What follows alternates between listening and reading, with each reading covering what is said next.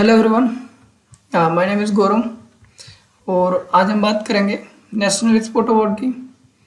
और जिसमें लगभग 3 से 4 वीडियो में हम इसको ख़त्म करेंगे। ठीक है, तो एक्चुअली जो टीजीटी पीजीटी जो भी हमारे एग्ज़ाम होते हैं पीटीआई के, उसके साथ साथ जो भी हमारे एक वन डे एग्ज़ाम होते हैं उनमें सभी में नेशनल अवार्ड के बारे में पूछे जाते हैं। ठीक है, तो ये हमारा बहुत इंपॉर्टेंट टॉपिक होने वाला है। और साथ ही साथ हम हिस्ट्री को कवर कर रहे हैं, स्पोर्ट हिस्ट्री, और जिसमें 1961 एनआईएस के समथिंग हम पहुंचने वाले हैं। तो अगर नई वीडियो देखा तो उसमें भी जाकर देखो और चैनल को सब्सक्राइब करो। ठीक है, तो ज़्यादा बात ना करते हुए स्टार्ट करते हैं नेशनल स्पोर्ट अवार्ड।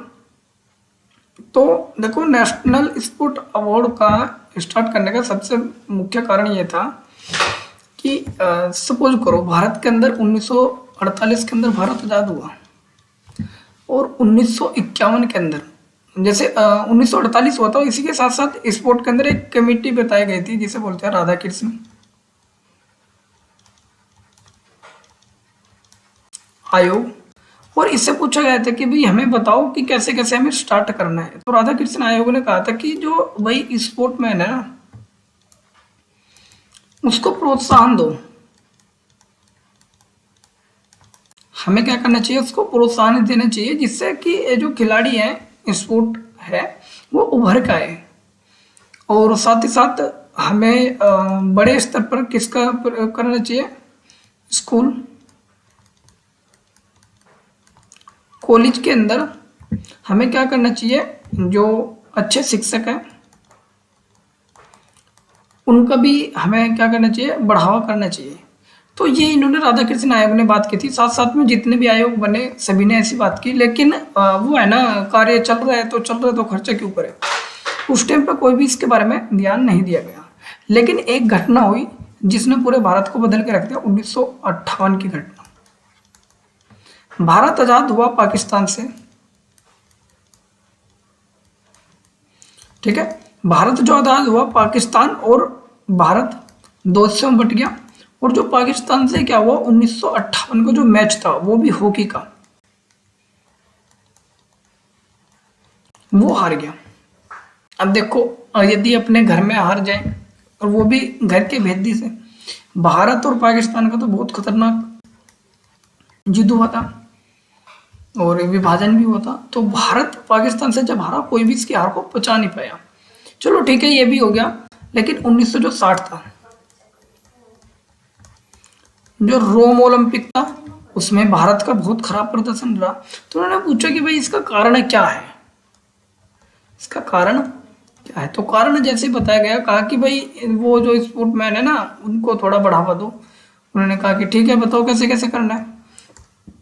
तो उन्होंने कहा कि जो भारत भर में जो खेल के क्षेत्र में अच्छा प्रदर्शन कर रहे हैं, अच्छा प्रशिक्षण दे रहे हैं, या अपने जीवन को खेल के रूप में समर्पित करा चुके कौन महान विद्वान जो हैं, उनको क्या करना चाहिए, हमें सम्मानित करना चाहिए। ठीक है, और सम्मानित करने के साथ साथ उन्हें हमें कुछ प्रोत्साहन राशि भी देनी चाहिए, करने के लिए करना चाहिए, प्रोत्साहन राशि भी देनी चाहिए। तो इसके लिए भारत सरकार ने राष्ट्रीय पुरस्कार सम्मान देना स्टार्ट किया। और वर्तमान में इस पुरस्कार को किसे दिया जाता है, 29 अगस्त को हॉकी के कहे जाने वाले महान जादूगर मेजर ध्यानचंद के जन्मदिन के अवसर पर दिया जाता है। उस टाइम पे मेजर ध्यानचंद जी के जन्म अवसर पे नहीं दिया जाता था, क्योंकि उस टाइम पे तो मेजर ध्यानचंद जीवित थे, तो तब तो दिया नहीं गया। तो ये हमने क्या किया, इन्होंने ये चलाया, कितने 6 चलाए थे। कौन कौन से चलाए थे वो मैं आपको बता दूंगा।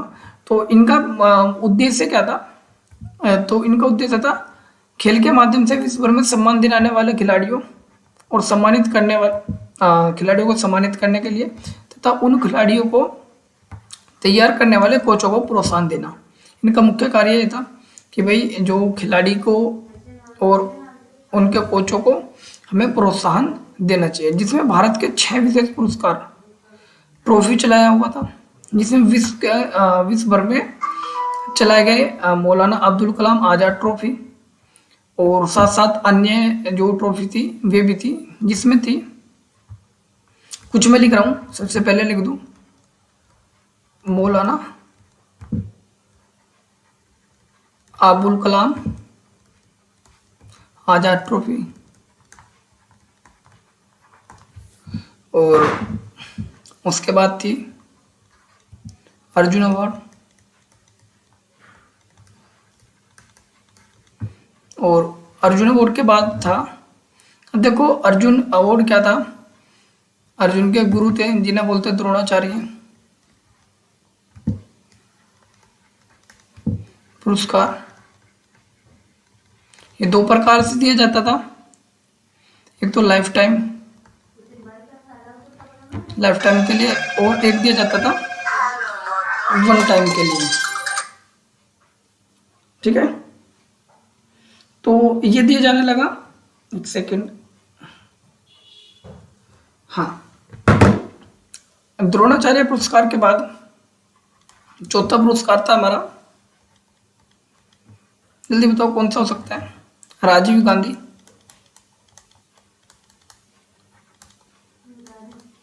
खेल रत्न पुरस्कार, और एक था मेजर ध्यानचंद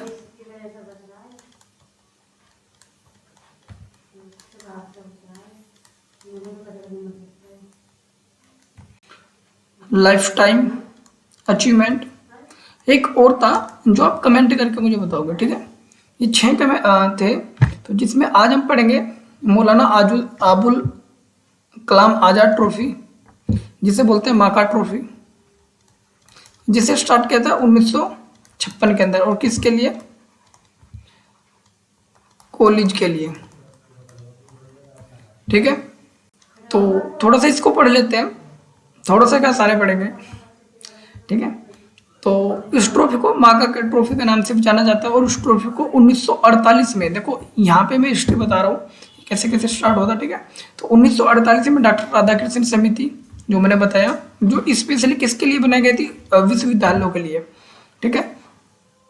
समिति जिसने विश्वविद्यालय शिक्षा आयोग के नाम से भी जाना जाता है, ठीक है। और उसने अपनी रिपोर्ट में यूजीसी में यूनिवर्सिटी ग्रांट कमीशन की बात की, और तथा 28 तारीख 12 महीना 1953 में तत्कालीन शिक्षा मंत्री, कौन थे तत्कालीन शिक्षा मंत्री, अब ये थे अबुल कलाम आजाद। तो उन्होंने कहा कि भाई इसे जल्दी से जल्दी स्टार्ट किया जाए, और उस टाइम पे क्या था, विश्वविद्यालय खेलों के लिए उन्नयन भारत के लिए पहला पुरस्कार देने वाली सर्वश्रेष्ठ प्रदर्शन करने वाले विश्वविद्यालयों को दिया जाने लगा। एक्चुअली इसे दिया किसे गया था, जो विश्वविद्यालय थे उनके अंदर दिया जाने लगा। देखो भारत के अंदर बहुत सारे विश्वविद्यालय थे, और जो जितने भी स्पोर्ट मैन निकल रहे थे सभी यहाँ से निकलने वाले थे।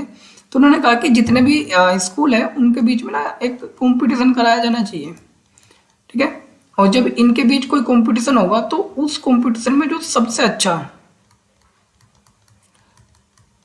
सर्वश्रेष्ठ प्रदर्शन करने वाले स्कूल या कॉलेज को, जो कॉलेज होगा विश्वविद्यालय होगा, उसको दिया जाएगा, ठीक है। अब उसके अंदर जैसे इनके बीच कॉम्बैक्ट होने वाला था, तो अच्छे खिलाड़ी इसी के बीच से निकलने वाले थे, तो ये इनका एक बहुत अच्छा होता, लेकिन इन्होंने कुछ गेम थे जिनको इन्हें निर्धारित कर दिया गया, ठीक है। सबसे पहले तो